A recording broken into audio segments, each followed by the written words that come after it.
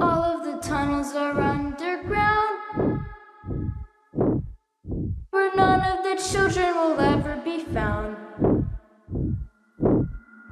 They wandered away to join the show and lost their way in the world below. They joined the circus and left their town. Now they live here down with the clown. Beware, spoiler phobes! You have stumbled into A Storm of Spoilers, a podcast covering the adaptation of Stephen King's It, that is, Welcome to Derry on HBO. This podcast is split into two sections. In the first section, we call The Calm, we will only cover a single piece of It media. This week, the third episode of Welcome to Derry on HBO, titled Now You See It, Hardy Har Har, and will not spoil anything we know about future episodes of Welcome to Derry, though we might discuss some adaptation choices that make the book different. Maybe not so much this week, since the 1908 stuff is new. In the second Storm section, Neil and I will break down what to expect from It, Welcome to Derry, starting with the November 16th episode, and discuss some crazy theories about how this show where the military is hunting a supernatural clown might turn out. We're not spoiling, we're enriching. Hello, I'm Dave Gonzalez, and I've read the book by Stephen King. And I'm Neil Miller, and I have not read the book by Stephen King because I thought I could avoid the clown. But friends, I was wrong. And welcome back to A Storm of Spoilers. Before we get started, some housekeeping for you. Our upcoming schedule, of course, next week we'll be back to talk about Welcome to Derry, episode 4, titled The Great Swirling Apparatus of Our Planet's Function, which I can't wait to find out what that means. And of course, as you may have surmised, our Derry era will take us all the way through mid-December, pretty much through the end of the year. And then we very much have plans to cover the new Westeros series in the new year. So, keep your calendars marked. You can also, if you would like to, if listening to this podcast is not enough for you and you would like to watch this podcast, you can get it over on YouTube, youtube.com/@DaveandNeil. That's Da7e and Neil, where you can see these episodes and our smiling faces and our sweatshirts now that it's cold this week. So, and if you'd like more from Dave and I, be sure to join us over at patreon.com/DaveandNeil for lots more content, including lots of bonus content from stuff that we've covered on this feed for many years at this point. And new pods that Dave and I release every week. Our weekly adventure pod this week covered Hot Rod. This month we're doing a fun one. It's the movie series is called 90 Minutes of Fun, where we're covering really fun movies that are under 90 minutes in runtime. So that'll be very entertaining. We're also watching Hannibal week to week and having quite a good time with that. And there are full series rewatch projects that we've done for the likes of Twin Peaks and The Leftovers. Leftovers, very relevant to this particular series because one of this show's stars is on that show as well. So make sure you subscribe to Patreon. Lots of good stuff over there, including access to our Slack community, which is fantastic. Now, how do you get in touch with this show? You can always send us a raven to stormofspoilers@gmail.com. We did not get any emails this week, but we have some other stuff because you can review us and leave comments elsewhere on the internet, on Apple Podcasts and Spotify. The rule, of course, leave us 5-star rating, say whatever you want, whether it's nice or not. People mostly say nice things. I do have one this week, Dave, from Apple Podcasts. This review from Emma, who says, started listening in the GOT days, but took a little break after Joanna left. Came back for Welcome to Derry, and I'm so happy that I did. You guys are smart, funny, and thoughtful. They make my miserable commute significantly more enjoyable. So thank you so much for that review, Emma, and welcome back. I don't know if I can promise you a whole lot more Joanna, but I can promise you that you will not get any jump scares with Bill Simmons gambling ads in the middle of this podcast like you will on that other network. So we greatly appreciate that you are here. So that is how you get in touch with us on this particular show. I think that's a good place to start the column, Dave. We got a lot to talk about this week. We do. We have a lot to talk about. We have a listener comment that I want to address, but also just some big thoughts about this episode. Now you see it. First of all, Neil, when we started talking about this, we had yet to read any of the reviews, and the people who got to review this show early got the access to the first 5 episodes. Mm-hmm. And when those reviews came out, we were like, this seems less positive than we would hope as somebody who had planned to do weeks of podcasting week to week on Welcome to Derry. However, I'm still having a pretty good time here in episode 3. Mm-hmm. I think that the lore expansion is being handled interestingly, but more importantly, every time there's a sort of change to the lore here, it comes along with a little adaptation choice that connects it slightly to the book. This episode, we start off with 1908, which is something we end up returning to because it turns out our little child is a young General Francis Shaw. But this sort of like fading in between timelines is something that is a big part of the book, but is not part of the Andy Muschietti adaptations because they split that story into young kids and young Losers Club and old Losers Club. So I'm liking that. I am hearing the community sort of being divided on the cemetery scenes for our young losers, both for what it contains and for, the visual effects, which I think would be an interesting place to start sort of at the beginning, which is a reference to our email that we're not going to get to yet. Start at the end, not at the beginning. Obviously, you're at the beginning if you start. Neil, the way these bike riding scenes worked, as a lover of visual effects, what were your thoughts as you were processing this episode and what it meant visually? Well, listen, it's a real roller coaster, I guess. And, I read several reviews of folks that sort of called this out as not looking great overall. And I do think that, especially because it's like a kids on bikes scene, there's a lot of like comparing and contrasting with Stranger Things, which I think is, is fair to compare the two. But I do think that one of the things that sort of throws this off, and as I was watching it, I was like, something's weird about this sequence, the cemetery sequence where the kids are fleeing. And I think that it's because the sort of what we call the hero shots, right, of the kids' faces as they are riding on bikes are the ones that seem off because they're so very clearly stationary green screen shots, right? Where you'll notice that the kids that are on the bikes, their lower half of their bodies don't move like you would if you were actually riding a bike, which is very indicative of somebody on a stationary bike against a green screen with a fan blowing in their face to indicate that they are outside. And when you contrast that with like the stunt shots, like the B shots, where it's like showing them riding away, and it's clearly like a stunt performer riding the bike through the cemetery, and the visual effect is like the ground cracking underneath them, or like the overhead shot of the kids riding the bike and the cemetery ground is like, burning away and stuff like that. That all looks really good. So it's like this sort of mishmash of some of the shots look really cool and actually really work.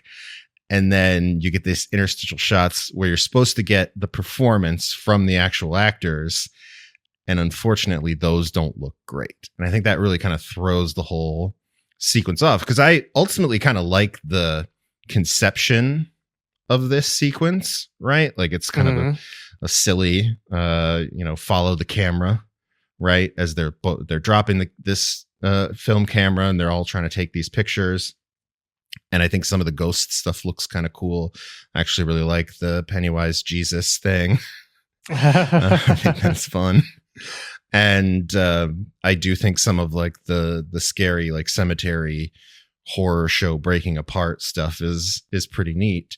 So it was really interesting having watched it twice now, that I'm like, it really is just those initial shots. And I do think that part of it is a style choice where, you know, especially as Lily and Ronnie get on their bikes and they're riding toward the exit, and eventually they're going to do that effect where it like pulls out, right? Yeah. And the exit of the cemetery is getting further and further away from them.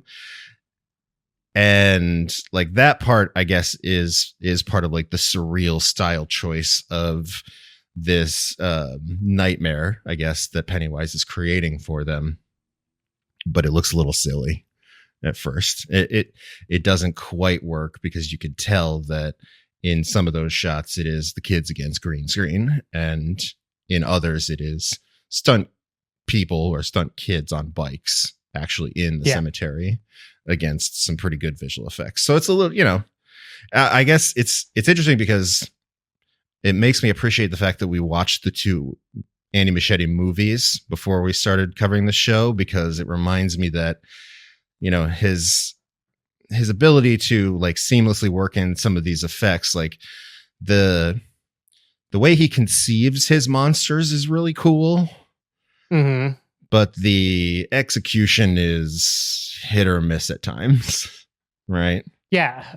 I mean, I have a couple of thoughts. The first one, let's give it some credit for doing what I was saying, is there is a part in the book where the kids are entering like the Niebolt house, where part of its deception is it does stretch distance. Yeah. So they enter as a group, but somebody sort of like falls behind, and pretty soon they're behind by like hundreds of yards, and it's seemingly impossible. So I like that use of its powers here. And I give them credit for trying to use it. I also think it's really smart how they are constructing that scare, in that they have Rich set the basis that like the really evil spirits come back in the form of people you know who died, and Rich sees his uncle, and the other girls see the kids who died at the theater, and then Will doesn't see anybody really because he doesn't believe any of that stuff, so he's the one who's capable of seeing the clown. Like, I like all this buildup. I even like CG Jesus for the idea that like what Rich is talking about in terms of you know, actual Santeria and whatnot is adaptation of like sort of Christian beliefs. And I think that Rich is sort of riffing on a riff to make this seance sequence is somewhat interesting in a world where you don't really need to, in order to combat it, you don't need to have like a specific thing. You need to have a belief that what you're doing combats it. So all of these things sort of coming together. I get why the sequence is there. The part of the ones that really irk me about the bike scenes is when they're comped in, there is a bunch of like edge glow from places where I don't know where that light source is coming from. Like maybe it's the moon through the trees or whatnot. Sure. But I think it's really trying to hide like part of the edges that like didn't really work. And then they have like some blue reflection on them, which is then worked into like that sort of blue mist. I'm starting to wonder if this was filmed on the volume and it just didn't work for them. Yeah, maybe. Like, and when they were looking at it, they're like, this is all too dark. We're not getting casts like we thought we would. How can we fix this? Yeah. And so they kind of like added some blue mist. well, listen, and you know me, I see a little bit of bad digital dust or digital smoke, and it induces my gag reflex. So there's quite a bit of that as well in there. Yeah. So I wouldn't be surprised if this is, you know, Warner Brothers is very heavily invested in the volume. So I wouldn't be surprised if this is something they shot there. It just makes sense because like with the shots that you're talking about that look really good, the sort of stunt shots of somebody riding through a like thing, in order to overlay a bunch of stuff and keep it consistent, I would make, you know, and I had, you know, the budget of an HBO show, I would make a 3D environment to paint out the things that I didn't want to paint out of the stunt shots. But then you could also load that 3D environment if you're shooting long enough away into a volume-like experience and try to replicate camera moves. But again, not a lot of great replication of camera moves. So even if this is a use of the volume, I don't think it's a great use of the volume in terms of what we've seen even used on HBO. Yeah, and I think it's tough because it's like the climactic sequence of this episode. So it ends up getting, as far as like some of the reactions that I've seen, quite a bit more attention than the rest of the episode, which is unfortunate because overall I think it's still a pretty good episode. Yeah. And I would, while I'm back like Monday morning quarterbacking, but I swear I'll try to keep this to a bare minimum this episode. But also I think the color grade's a little too intense. Right when they're like sort of leaving, or anytime anybody pops on a flashlight, the flashlight is so intensely yellow that it really brings in how blue everything else is. Sure. And the blue with the sort of like Ghostbusters afterlife spectral ghouls all sort of adds to this weird uncanny valley effect. Yeah. But at least for me, I'm going to give it credit for what it was attempting. Yeah. Because I think it is so. Storytelling wise successful. Yeah. And I agree on the color grading, especially because it's feels like such a quick departure from the slightly more natural look of the scene where the kids are doing like the seance part in the cemetery. Whereas like if you just kept the same color grading when you went into sort of the scare sequence, you'd be probably in a lot better shape. But I too appreciate its ambition, especially for it being, a television show. We also don't know how the budget is distributed, but if we get a season of Welcome to Derry and they have one sequence that didn't make it, that's fine. Yeah. That happens on television shows all the time. Neil, do you want to read this week's Spotify comment as a way to maybe getting into this week's flashback? Sure. Yeah. Well, we got a comment from a listener who suggested, and in fairness to this listener, this was a comment from 5 days ago, which is prior to this episode coming out, suggesting that Andy Muschietti's comments about telling the story in reverse were in reference to like a 3-season plan where they would show each incident, these 3 incidents that we've been talking about, 1962, 1935, and 1908, in like each season. And it, to me, seems like that's maybe not entirely correct, especially because we see so much of 1908 here in this episode. So like I feel like this season might be bouncing back in between these incidents a little bit more than we expect. Right. But I wanted to kind of get your take on if you think that's more of a long-term plan, or if you think we're going to see, like, do you think we're going to see the Ironworks incident this season? For example? I don't think we're gonna go that. So the quote we're talking about, I found Andy Muschietti saying it's a bloody disgusting, which is there's a reason why the story is told backwards. So the first season is 1962, the second season is 1935, and the third season is 1908.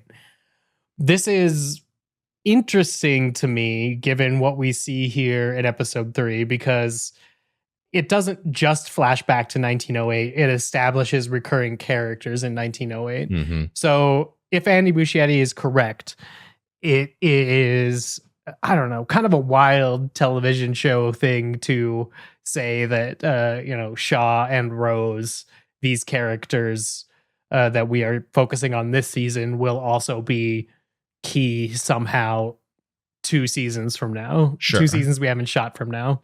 Well, then I can see that with Rose, but I don't know if I necessarily believe that with Shaw, because he seems to have gone away from Derry and is only now coming back. But we'll see. We'll see. There seems to be a lot more to Shaw than he's letting on. Well, also, like in this episode, we see the scene where supposedly Shaw's like, they're shipping my dad out, and it was like a hell of a summer. So that means, like, I don't know. It's a hell of a summer. It's 1908. This is its hunting ground. And the Ironworks fire very famously took place during an Easter egg hunt. So that's the spring. Mm-hmm. So if we do see the Ironworks fire in the 1908 season, my assumption is Shaw and Rose will be there. Mm-hmm.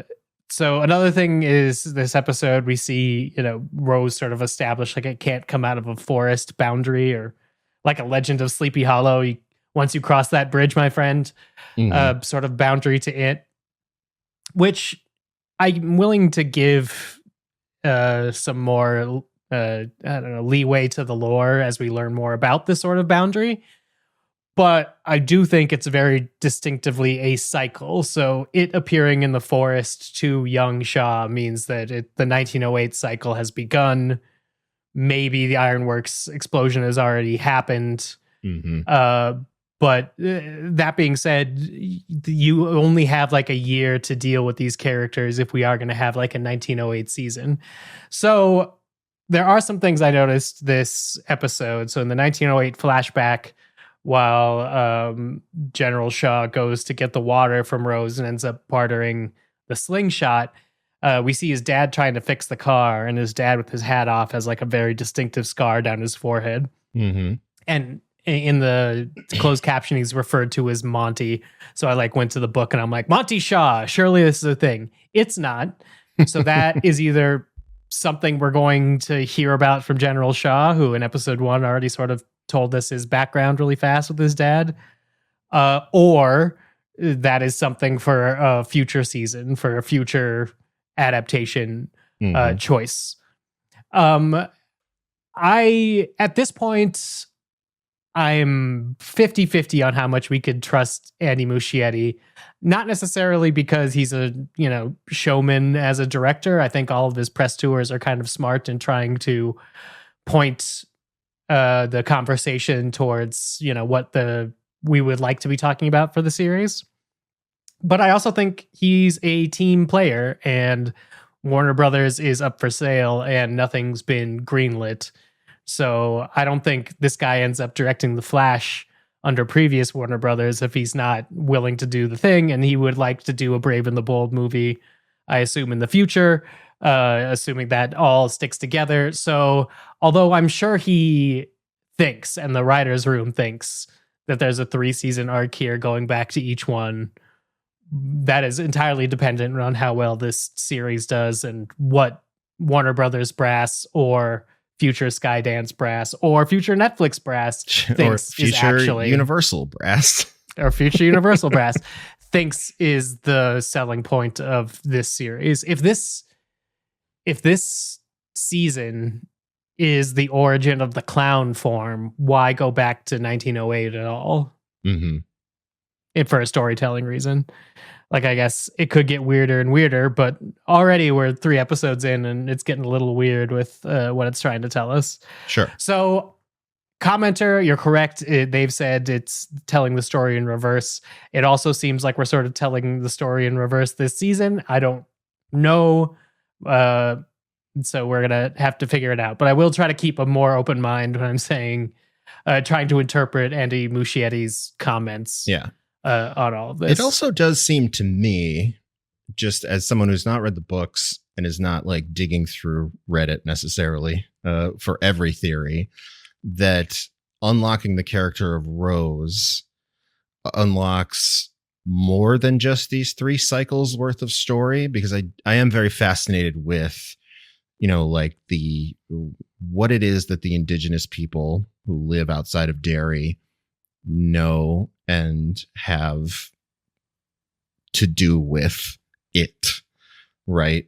Like, she seems to know about this boundary, and obviously they have a very close interest in the military digging up the car. And I wonder if, I saw a theory that maybe they have something to do with the fact that that, like, when Shaw says that, this entity appeared 300 years before the automobile was invented, which there's, who would have been there 300 years before the automobile was invented? Definitely not the United States military.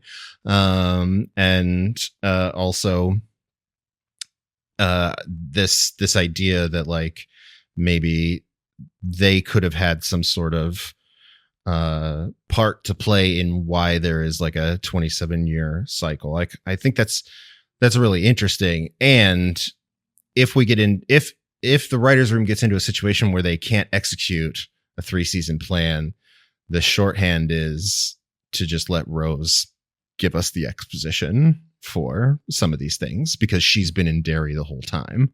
And unlike Shaw, she never would have forgotten any of this stuff.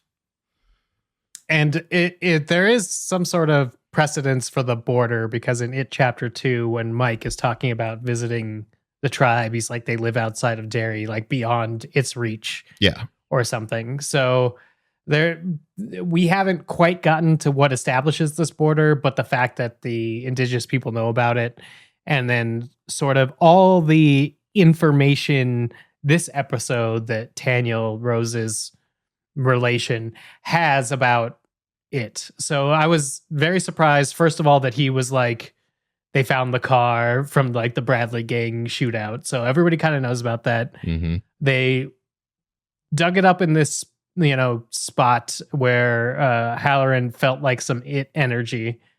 So this idea that it could sort of like transfer its energy to objects, and whether or not those objects have to stay inside the border, I think would be very interesting to figure it out.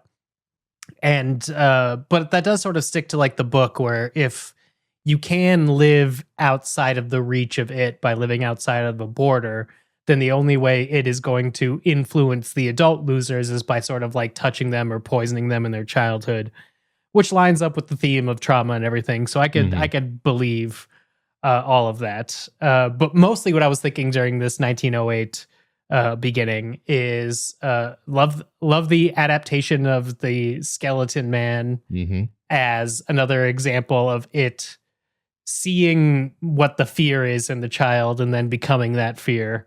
And sort of like, I was reading a sort of explanation of how the 1908 period is important and cool, basically because until it finds the clown form, it has real trouble blending in and seeming like anything normal that would be in the town. So when the circus comes, it starts taking on circus forms, because if you see a clown acting a little bit weird, at least in 1908, your mind's going to be like, oh, that's a clown. Like we see the young clown girl in this episode with the Pennywise makeup. It'd just be like, oh, yeah, that's a clown. In 1908, you're like, maybe a clown's going to be acting weird. So we're seeing this build towards it taking a form that maybe in some time periods justifies why it likes being a clown. And I really like that. And I really like the introduction of the slingshot, because also in the book, the young losers, Bev basically uses a slingshot to batter it into submission the first time. So I like the sort of reclaiming of that from the book. There are all these really smart things, and what they're hiding is sort of the hand-waving thing they do when Shaw shows up at Secondhand Rose and was like, I didn't remember any of this until your cease and desist order, which is both a really interesting story thing, because then it could be like, oh, he didn't remember it, and a really interesting lie, because why would he have the slingshot and why would he be here at all? Sure. If he didn't remember it. Well, and like we learned from the second movie, we have to assume that Shaw would have started remembering things when he returned to Derry. Right? Correct. It's not seeing Rose's name that would have necessarily triggered him remembering stuff. It's returning to the town that would have triggered him remembering stuff. So I think that we don't necessarily know how long Shaw has been there. And it makes sense that he's not necessarily giving Rose the entire truth, right? Because obviously she would not approve of what the military is trying to do, right? Like, right. I don't think anybody in their right mind in this community would be super in with the military trying to use this entity for winning the Cold War, I guess, because that is stupid. That is playing with fire on a whole different level, assuming that they would believe that it exists in the first place. So so I think Shaw's obviously working her, and it'll be interesting to. I think this is cool. This is a cool twist that I didn't necessarily see coming. That General Shaw is somebody who was previously from the town and has a relationship with Rose, and I think that is a character dynamic that I am really interested in. That I feel like this episode solidifies several of the adult character dynamics that I now find a bit more interesting than I did in the first couple episodes, to sort of supplement the story that we're following with the kids. So I'm like, give me more scenes with these two. Absolutely. Let's have them continue to dance around not only their shared history, but him trying to get information out of her without revealing what it is the military is trying to do here. It also just occurred to me that if he has the slingshot and she gives it back to him and it has marked it, maybe he always remembers as long as he has the slingshot. That's why he has it in his cigar box, Sure. even here on the base. Yeah. Maybe even if he takes the slingshot away from Derry, he remembers that it's important, or maybe not necessarily why it's important, or maybe not necessarily all the details of the story until he comes back to town. But, he keeps it for nostalgia's sake, I guess. I also like this because it solves the question for me of why isn't the military doing anything in the 1980s if the military knows about it? Because now it's just one general's childhood trauma. And the second anybody leaves that base, like we hear in a sideline, Sergeant Masters, a racist gentleman, has been transferred off base. Mm-hmm. So as far as we know, everybody who leaves the base forgets about the it journey. Mm-hmm. And if General Shaw gets taken off the board, nobody's going to know about it. And nobody's going to have this crazy idea that there's even something in Derry to harness. It takes this guy having the specific bit of knowledge, which I think is a smart storytelling decision. Mm-hmm. We'll see what happens. Yeah. Go ahead. I mean, I still think it leaves open a question of the Hanlons, like Major Hanlon, and what's going to happen to him. But this is a horror show, and some of these characters might not make it. So that's another way to forget what's going on in Derry, is to die. Yeah. Well, I know Hanlon's there as a grandfather. Well, that's we see true. him, and so the question is why doesn't he say anything in the 1980s necessarily, or is there some reason why he would want to repress it?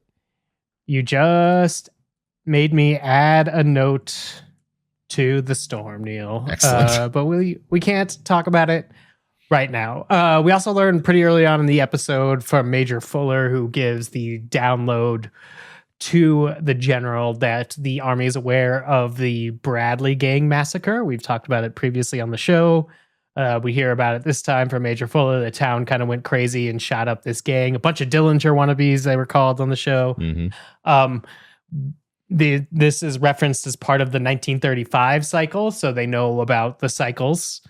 And he says there were sightings of the entity in one of its forms, so they know it's a shape-shifting entity, which probably means nothing, but might also mean this isn't the last time we're going to see Shaw see it. Mm-hmm. In some form. What's in some form of it? Maybe he is the one who gets to see the clown form. I guess we might not know this season.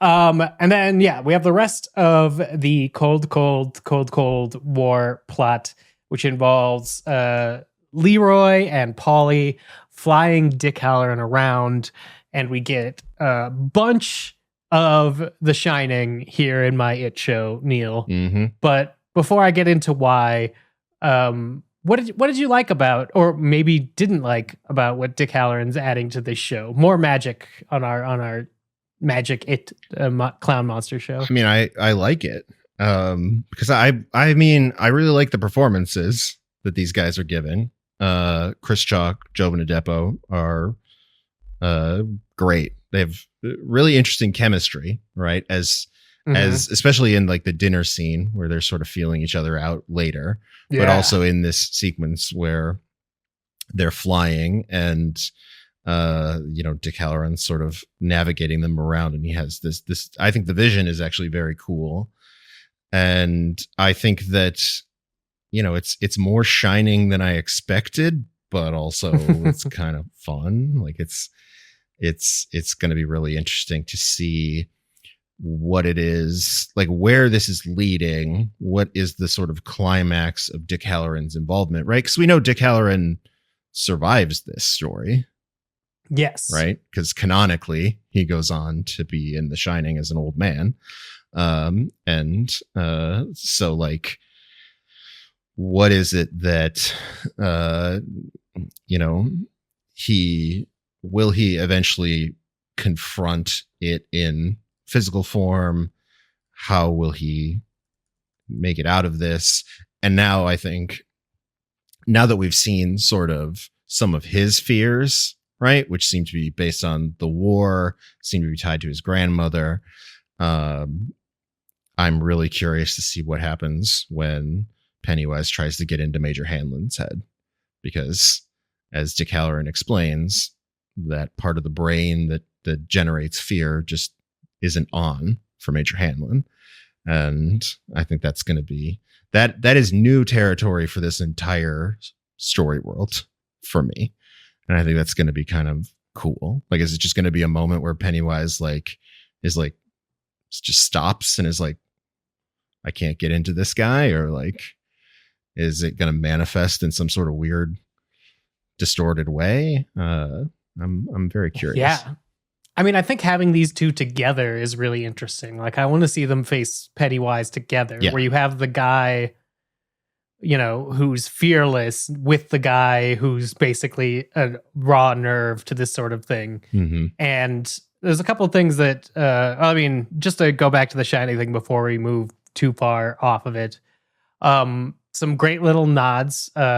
Dick suggesting he spent the night with Aretha Franklin is sort of a nod to him listening to some Aretha Franklin and having similar thoughts in The Shining. Him being able to pick out the spices that Miss Hanlon's using is a nod to him eventually becoming a cook at the Overlook, and being a cook at the Black Spot in the novel. Obviously, he's more important to the military here, but he's eventually going to go spend his life as a cook. So I'm glad about that.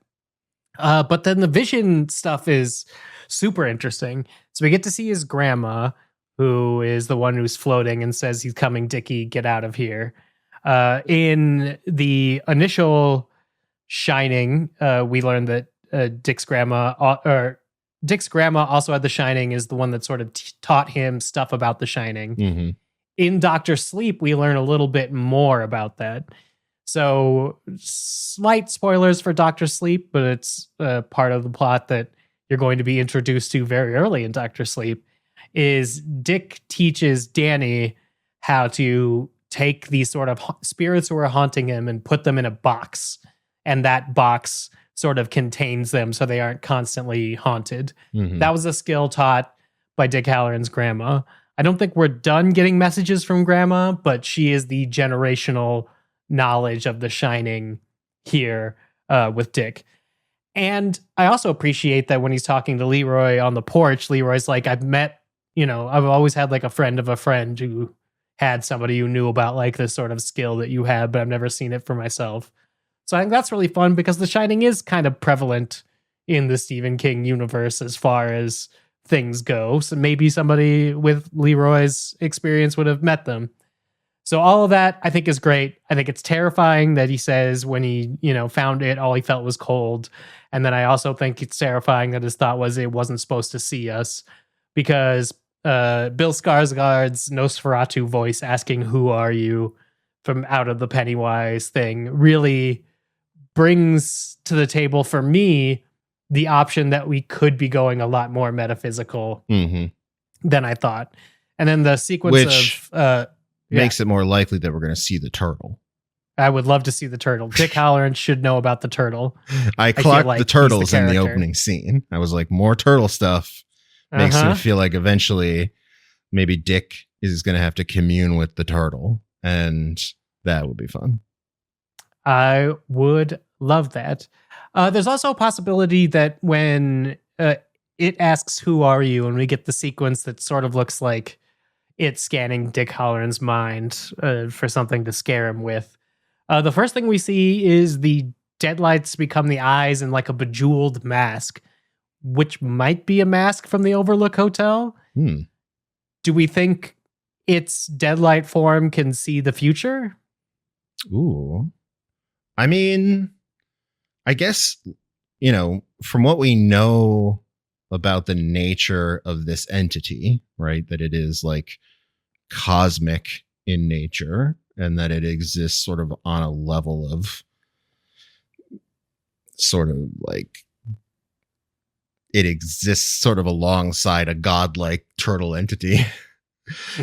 It could very well exist outside of space and time, right? I mean, yeah. So, and the fact that it is so old could also lend credence to it existing outside of space and time. So, yeah, maybe. I like this as the show pushing further and further. Like the show doesn't have to be like Castle Rock, right? Like it doesn't have to do all of the Stephen King things and just like be the great Stephen King Easter egg hunt. But I like that it's sort of wrapping all of the Stephen King story world in together. So it would be kind of fun if we get a little bit more of that. Every time they bring up like Shawshank Prison, I'm like, oh, I know that. I would also like it if it's sort of like a nod to the fact that actually getting Dick next to it is dangerous because it can't see the future. The Shining can see the future. But if you put it through the Shining, then it has access to stuff it's not supposed to. Sure. So it might be Dick Halloran's Shining is a weapon that I hope he knows how to use at this point, but maybe it can turn it against everybody in some sort of weird I guess way. That's true. I guess my initial reaction to this would be like that the it entity would be a little bit thrown off by Dick Halloran, right? Like it's encountering someone with the Shining maybe for the first time. And, this is obviously very different than encountering most humans. And that would be sort of potentially a little scary for it. But I guess I had not considered that it could also be a very useful weapon if he can harness Dick Halloran. Let's transition to talking about our losers. They have a pretty straightforward mission this episode that culminates in, as we've already talked about, a catch the camera ride through the graveyard. But I think there's some interesting developments here. Ronnie doesn't have a ton to do story-wise. Her dad's in jail. She is a focus of horrible bullying by the patty cakes, but the sort of her having a natural reaction to being in the situation she's in, but her trying to rub the Hatchet Hank's gonna fry off her locker and then trying to, Shakespeare wise out that damn spot, the red off of her hands.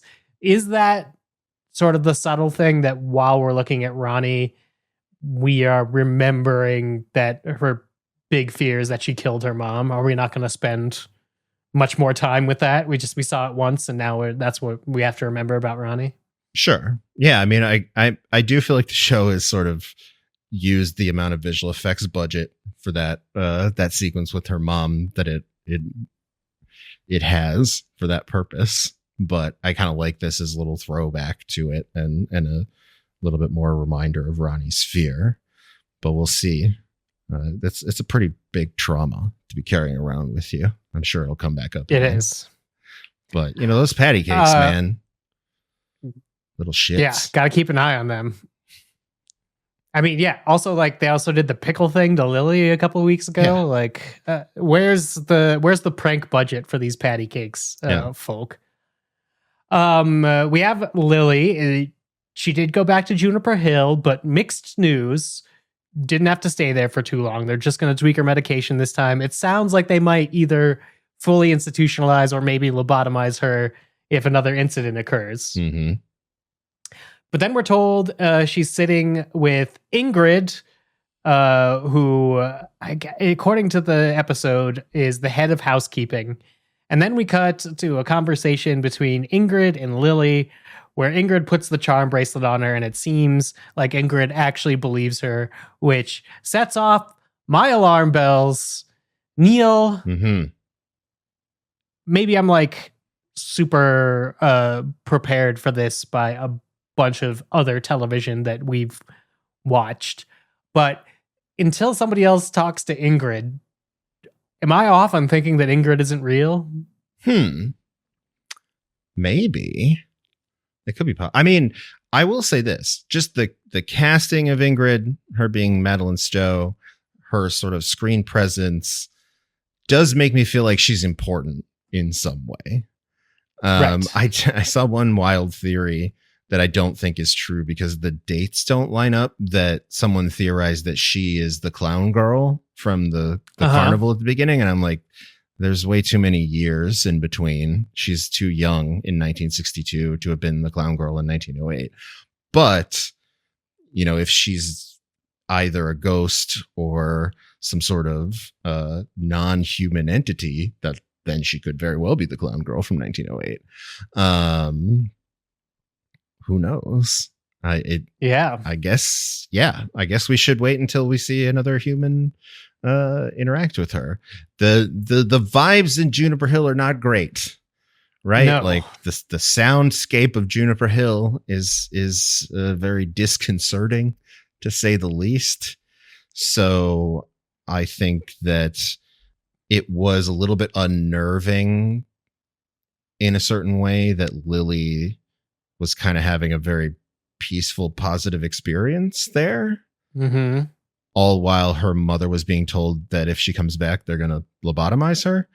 So it does raise some questions about what it is that Lily is seeing. But then again, I think there's a lot of that going around, especially with the kids, of like, what can we trust as far as what they're seeing, you know?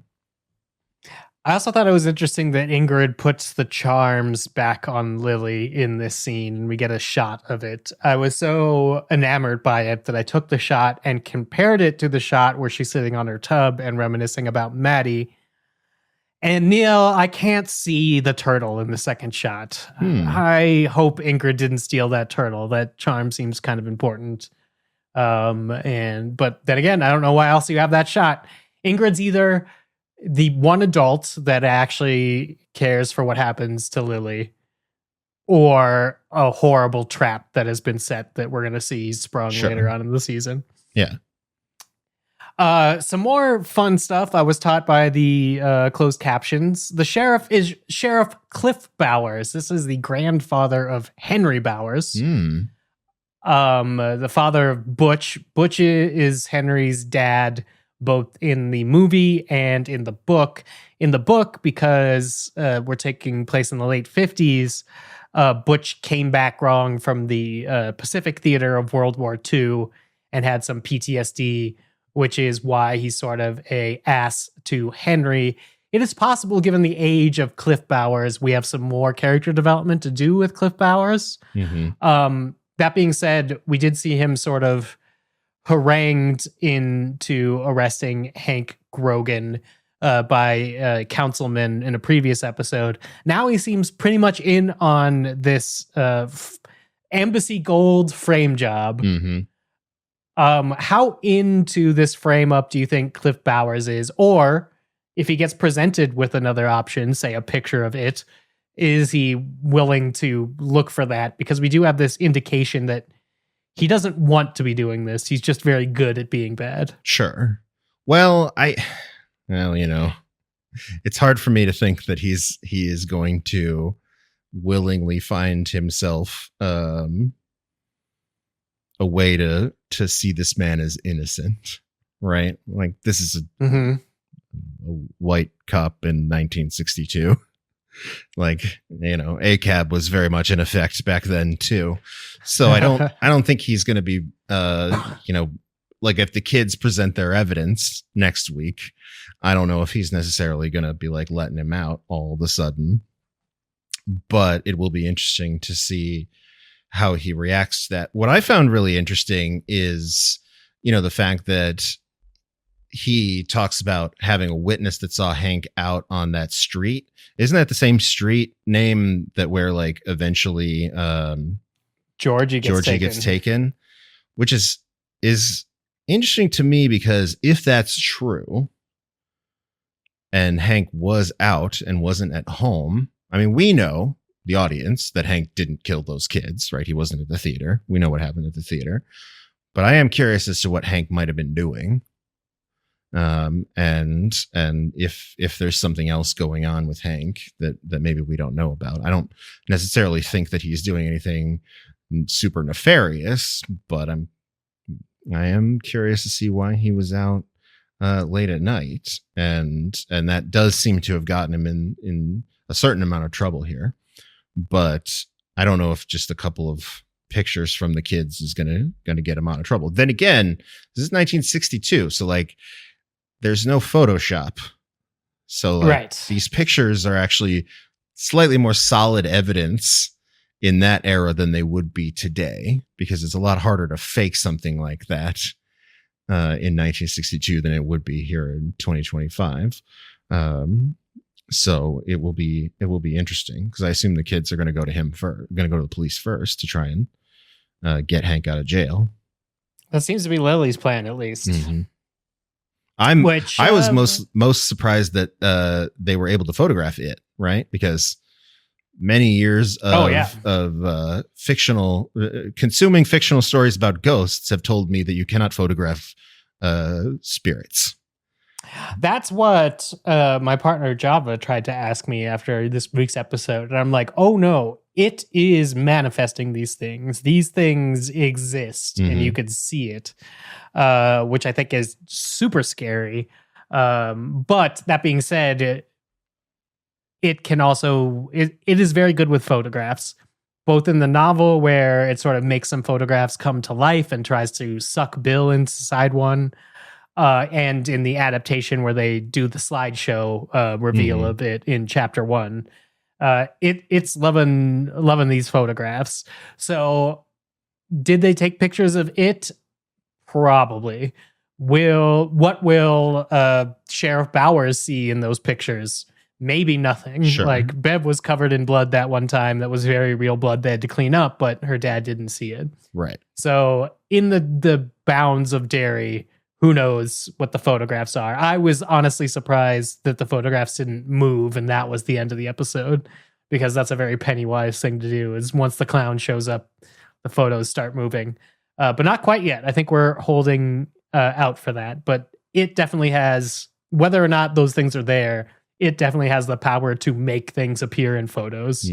If that makes you feel better about whether or not ghosts can be photographed. I guess if it can manipulate the photos, it's almost like it would have wanted them to take the photos at that point. Yeah. It's like, here, take these photos, take them to the police, see what happens. Go for it. Yeah.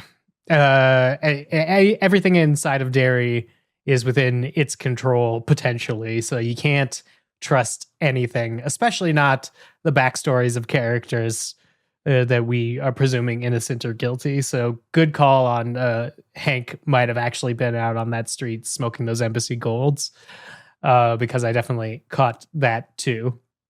One more character I don't think we've talked about too much, but I do want to check in with you, is Rich is now just part of the group. The dude that hangs out around for long enough is now here. He does come up with some knowledge that ends up being, false, what we talked about of the Syrixa Santeria ceremony.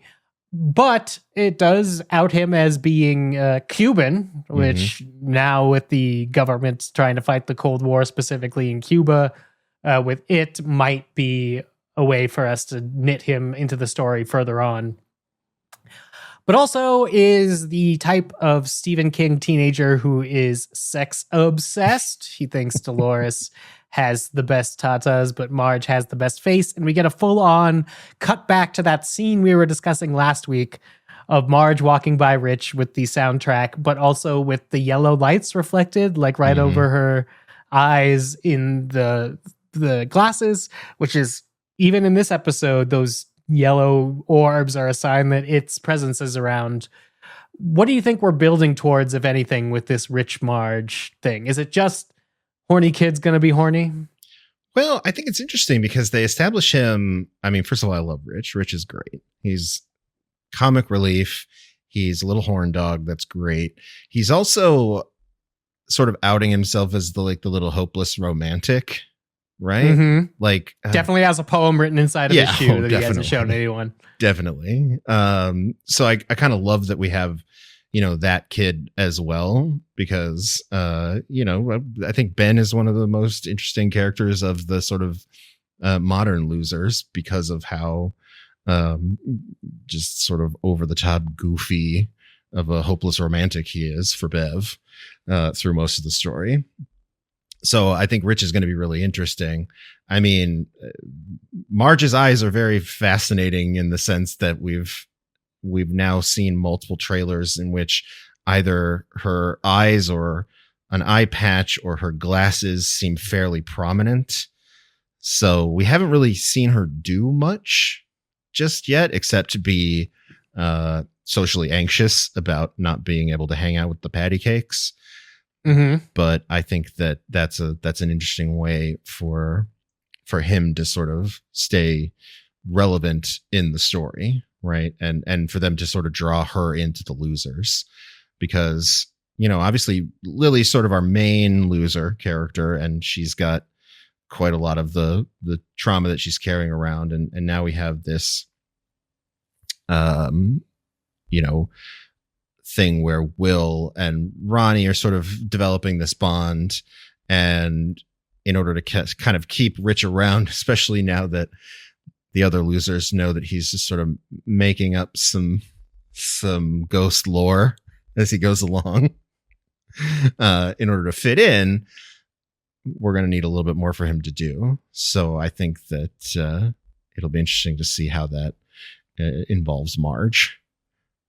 He does think that no one gets arrested for no reason in Derry, so I hope that isn't foreshadowing that somebody around him is going to get arrested for no reason in Derry. But who knows what's going to happen to the family of Rich. All right, two things I want to bring up before we head into the storm. One is Andy Muschietti cameo as the piano player at the circus. Great. Did kind of make me want a cigarette, but that's what happens sometimes. Don't smoke, kids. And then two, while we've been tracking the IT timeline, I've been using the term awakens because that's what the fan wiki I've been using was saying to explain the Kirshner Ironworks explosion and the Bradley gang shootout. I want to ask you how comfortable you are with the idea that there's a big mass casualty event to awaken it, because that definitely happens in the novels, which I think is why we're using the word awakens here in the fandom. But the movies don't seem to bookend each cycle with big things of violence. And knowing that we're, building to the black spot, it would seem like, at least in this universe, the big thing of violence could close our cycle. Yeah. So how are you feeling about awakens? Well, it is interesting because this cycle seems to have just started with Maddie, right? Correct. So, and the original cycle seemed to just started with Georgie. Yeah. So maybe it doesn't necessarily take a mass casualty event.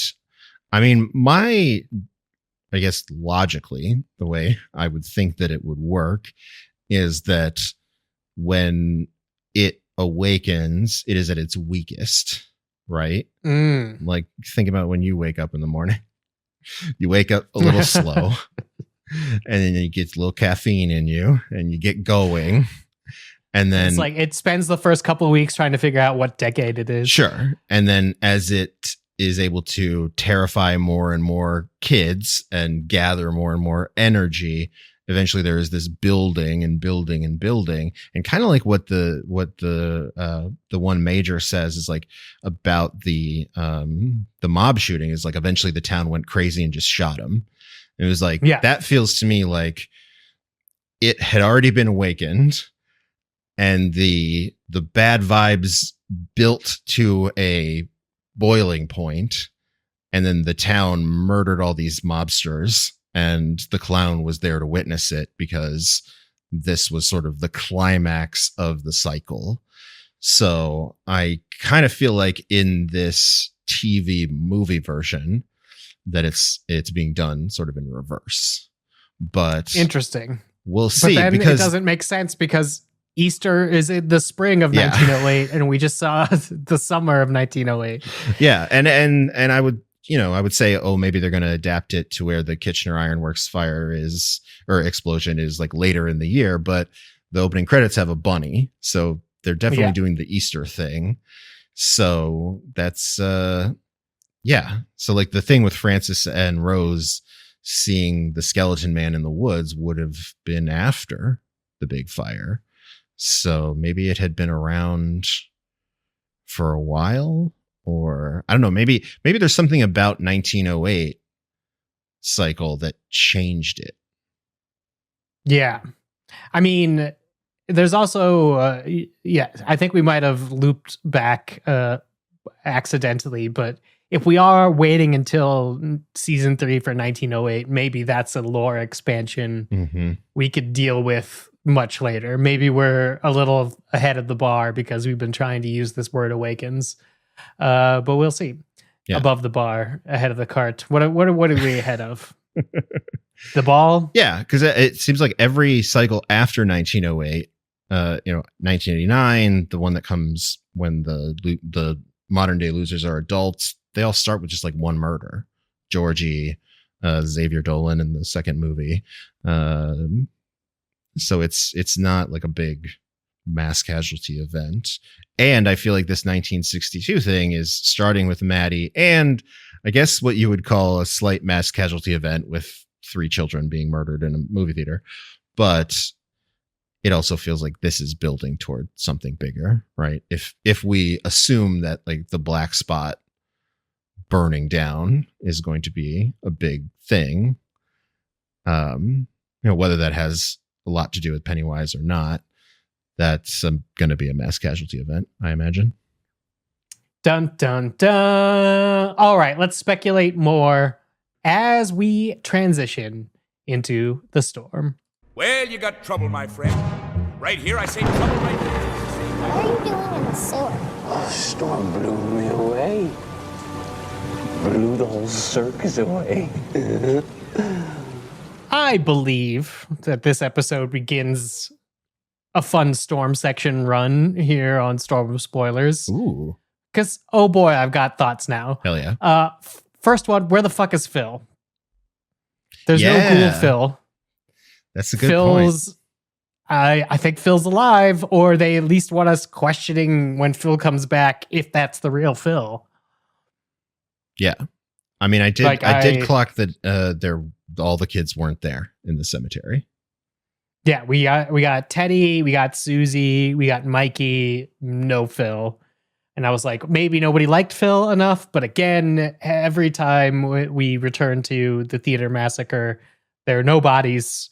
And where's Phil? Mm-hmm. So I'm interested to see if Phil still pops up. And the only thing that's making me wonder if maybe I'm getting upset over nothing is why Phil.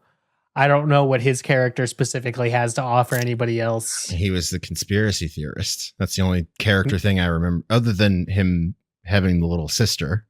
That's the only real thing I remember about Phil, is that he was into conspiracy theories. So yeah. And then the Miss Kirsch theory, which you talked about in the Calm, I am a little bit more convinced because of some stuff that are in the This Season On trailers and the final Red Band trailer.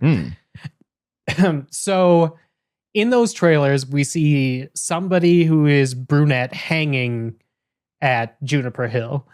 When I first saw it, it made me a little bit worried about Lily, but that would be a weird way for Lily to go out in this series, I think, if she can't take it, hangs herself. Mm-hmm. But then we also have a close-up of that actress saying, "No one ever dies in Derry," with a sinister smile on her face, which is the line that Mrs. Kirsch says in It Chapter 2. Mm-hmm. So I think it is possible that the daughter of Bob Gray is the clown girl that we see at the beginning in 1908. Mm-hmm. At some point after either marrying or having the child that becomes the butcher, whose last name is also Kirsch, in this time period in Welcome to Derry, she is institutionalized at Juniper Hill and hangs herself. Okay. And so that is a Pennywise who is trying to be like the shoulder that Lily can cry on, but when ultimately Lily is re-entered back into Juniper Hill, that will be the screw that Pennywise turns on her. Which does a bunch of things. If we are throwing back to previous seasons, that she might be too young to be the 1908 clown child now. Mm-hmm. She wouldn't be in the 30s. Mm-hmm. So like this could be our first season 2 character that we're seeing that is sort of we'll learn a little bit backstory here and then it'll come back.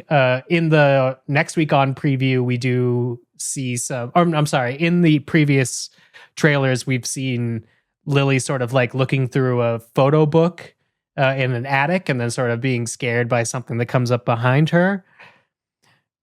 Lily wouldn't know what Bob Gray looks like. Lily would know if she sees Ingrid in a photo from a time period that Ingrid's not supposed to be in. Okay.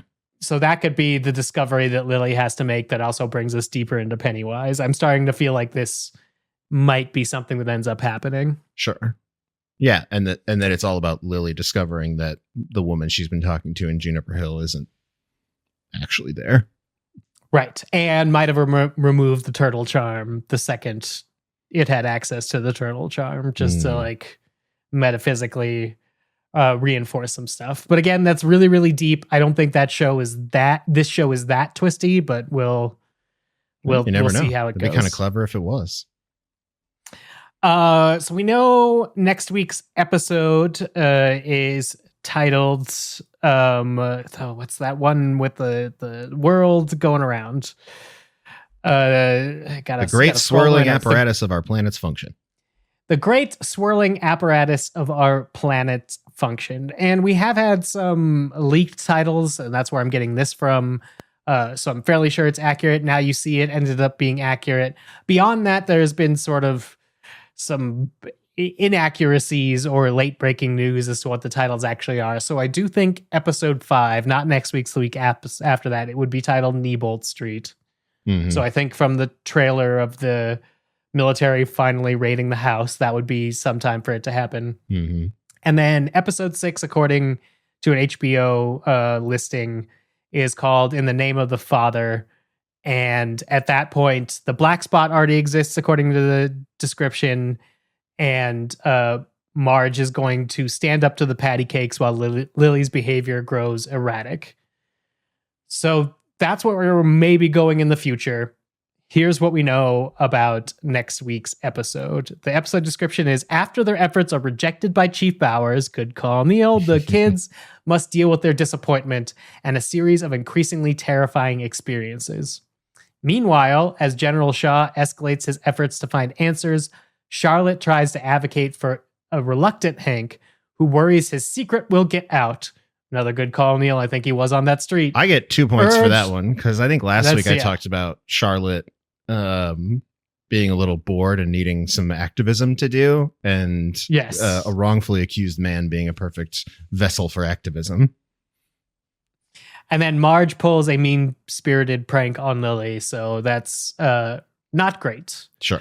In terms of Marge. But we do know later Marge stands up to the patty cakes come episode 6. Sure. So we at least see where Marge is going. We're just waiting to see which one of these incidents lands Marge with an eye patch.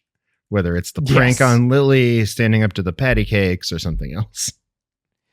Well, there is a shot in the trailer about where we see what looks like Marge's glasses falling and one of the lenses falling out. Mm-hmm. So that could be a maybe time that's going to happen. We see Will fly fishing, which, thanks to our Hannibal rewatch, is a phrase I write a lot.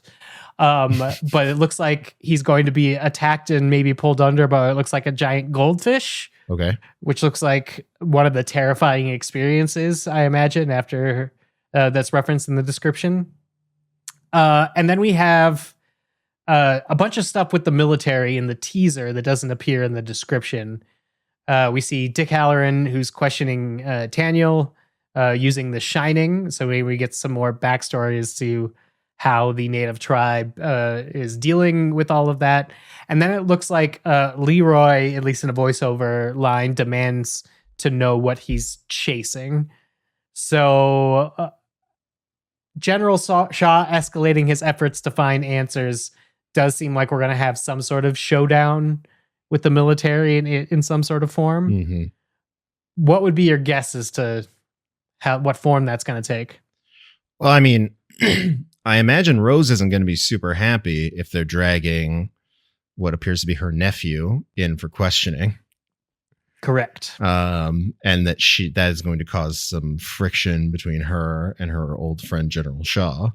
So I think that him putting more pressure on the indigenous tribe is going to, especially if the episode after that is about Neibolt Street, is going to cause some friction, but maybe yield some progress, right? Where they're going to get some answers and get a little bit closer to finding the lair, but that's maybe not the best thing for everybody, right? Because again, one of the big questions here is, how does the military not still doing something about Pennywise in 1989? My guess is that a lot of them are about to die when they go down into that sewer. Does seem likely. And if that's happening sooner rather than later, cool. Sure. Maybe we won't have to deal with the military plot as long as we think we have to deal with the military. Here's a question. James Remar, pretty big star name in this cast. Do you think he's a good candidate for an early death on this show? Like, would you kill Francis Shaw halfway through the season?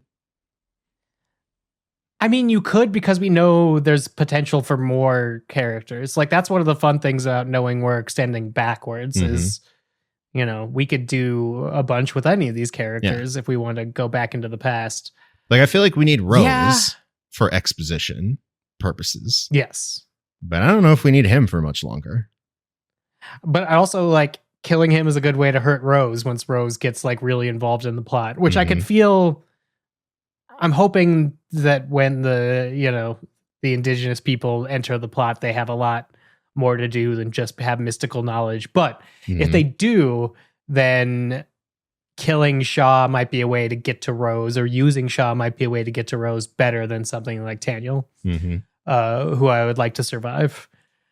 Yep. I think if like an episode 5 is an episode where there is a mass slaughter of military people and a lot of these military guys die off, that leaves the town sort of undefended, right? That leaves them a lot more vulnerable to Pennywise, and that leaves the sort of the loser kids and the indigenous folks to sort of band together and fend for themselves, right?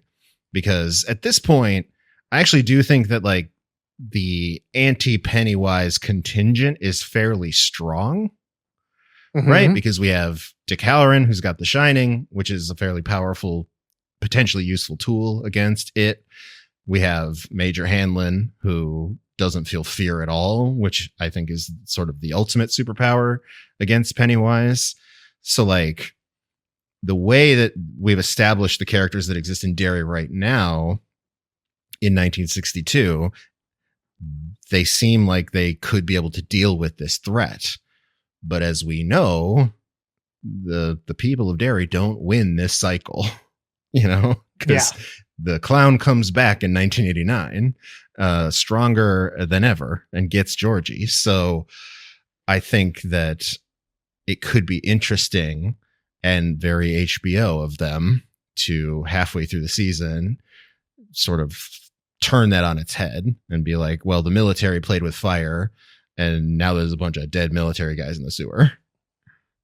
Yeah. You did also remind me that I want to tell you my Hanlon theory. Leroy Hanlon, my guess. We know he survives. He shows up as grandpa, but he's doing something very different. He's running a sheep slaughtering factory. I think it lets him live, but gives him his fear back. Oh. So rather than being unable to feel fear, he's so crippled with fear, he never leaves Derry. Interesting. I think that's a super tragic way to have this character still continue existing, but also take him out and explain why he's allowed to live somewhere. But being this idea that Pennywise would only let him be there if he wasn't a threat to Pennywise. So how can he become a threat to Pennywise? Or how can he neutralize being a threat to Pennywise? It would be giving him his fear back, which is, it is a supernatural being. It can maybe do that in terms of bestowing a curse on somebody, just like the curse of fear. Interesting. Yeah, I guess the best theory I had so far revolves around just like something terrible happening to Charlotte. Like something so terrible happening to Charlotte that he like memory holes the whole thing. I think that's definitely going to happen, but I think he has to strike a deal with it to either save himself or save Will. It could be to save Will. Like Will gets to live through this, whatever the showdown experience is, if Leroy takes on fear or is forced to forget, something like that. I just think that's in a world of like crazy generational trauma, to have this potential superpower character that doesn't feel fear. How tragic to take him off the board and just doom him to becoming a sheep farmer in Derry for the rest of his life. And speaking of Will, in the books, is there any indication that Pennywise was involved in the fire that kills Will? Right? Because he dies in a fire, right? He does. There isn't, but that doesn't mean there couldn't be. Because it doesn't happen during a cycle, right? Because it's like, because he's what's his name's dad, and it happens in between 62 and 89. Yeah, but if we are going by It Chapter 2's deleted scenes, they did have a scene of Mike visiting the house where his parents burned to death, which would imply they didn't leave Derry. So although there is cycles about when it needs to kill, it is just always in Derry. It is part of Derry overall. It's like in the water. I mean, I guess technically it is because it's in the sewers. So. Yeah, it's everywhere, and it has an influence. I think whether or not it is actively out there killing in a Pennywise form.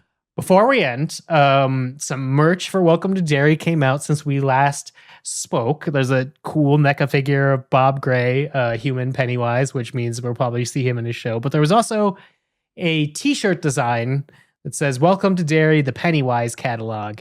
And it has 7 forms of Pennywise for this 8-episode show.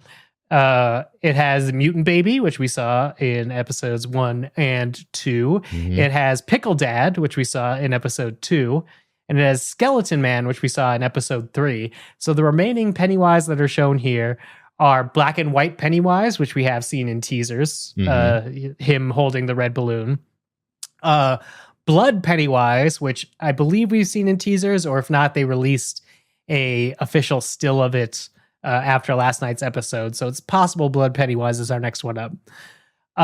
Clown Stew, which looks like pieces of Pennywise. And then Winged Pennywise, which I'm psyched for because I've been missing the bird version of Pennywise that's so prevalent in the book. Maybe where you're going to get a just winged clown version. So that being said, this feels like one episode for the first 7 plus a hidden final form for Pennywise.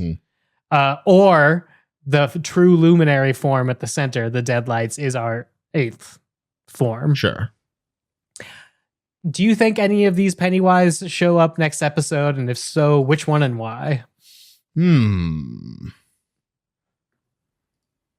I would almost guess that it would be like the black and white Pennywise.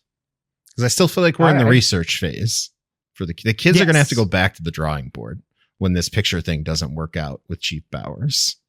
So they're going to have to go searching through history to try and find, more potential evidence that that there's something else going on here to try and get Ronnie's dad off for the murder charges. So my guess would be black and white Pennywise, but we'll see. All right, black and white Pennywise. Especially because if the military is going in the sewer in episode 5, that's a more in Technicolor version that we're going to see. Yes. Very, very true. And that one, we know he takes an Uncle Sam Pennywise, which is not on this catalog. So this catalog isn't all the Pennywise forms. It just seems to be notable Pennywise forms in the show. Interestingly enough, it could this just be the ones that the kids see? This could be the ones that just the kids see. Then I don't know who's seeing black and white Pennywise, because it looks like a nurse in the trailers. Well, and like, which kid is seeing black and white Pennywise? Maybe Lily. Maybe Lily. Is that black and white Pennywise in the 30s? We have more 30s to figure out. I'm sure we do. But yeah, we'll have to figure out the answers to some of these questions next Sunday. And then the day after that, Neil and I will be back in your feeds with Welcome to Derry episode 4, the great swirling apparatus of our planet's function. Till then, go out there, be excellent to each other. And I know freak shows aren't, like PC anymore. So definitely don't shame the freaks.